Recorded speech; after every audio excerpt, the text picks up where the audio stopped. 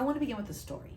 3 years ago, I was slightly overweight. Not bad, just my clothes were very uncomfortable and I felt bloated, which for a woman in her mid-50s is kind of a normal thing. With weight loss challenges, they get kind of increased around menopause. I felt I had a great relationship with food, and there was no doubt that I was healthy and not dealing with any chronic inflammation that affects so many others. But yet my body was really uncomfortable in so many different ways. One day I made some dairy-free macaroni and cheese for my son. If you know much about cheese substitutes, you know that nutritional yeast is a common ingredient. Now, I'm sensitive to dairy, I'm also sensitive to yeast. I've been sensitive to yeast since I was little. It prompted many decades of chronic yeast infections. So I'm super sensitive to champagne, kombucha, and anything with nutritional yeast. I get really bad headaches and really bad irritability. So after feeling miserable post dairy-free cheese, I decided to begin a very low-carb diet.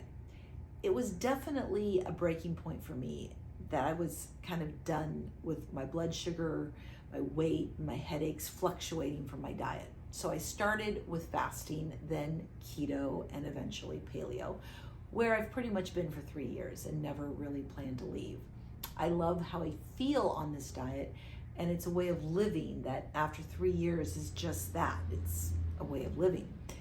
So let me give you the caveat. Now, I lost 20 pounds and more or less have kept it off.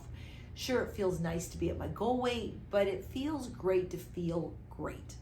Weight loss wasn't my goal. Getting off my sugar addiction, and mind you, the only sugar I was doing back then was honey, maple syrup, dates, and coconut sugar. It's not like I was eating Lucky Charms.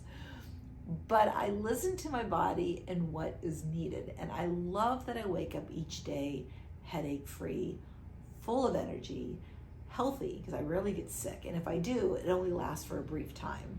And I happen to fit nicely in my clothes. I bring all of this into awareness that if you're wanting to get yourself or your kids off of sugar, the reason is because of weight loss, you're missing a huge message I'm really wanting to convey.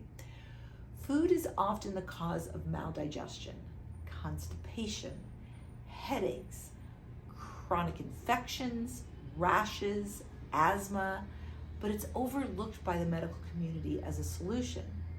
For most people, you don't have to feel sick. Many children, even adults, don't even know what healthy feels like. They've been plagued by chronic inflammation manifesting itself in a variety of ways for so many years that they've really never felt wellness. And wellness, my friends, is the goal. Weight loss is often inevitable.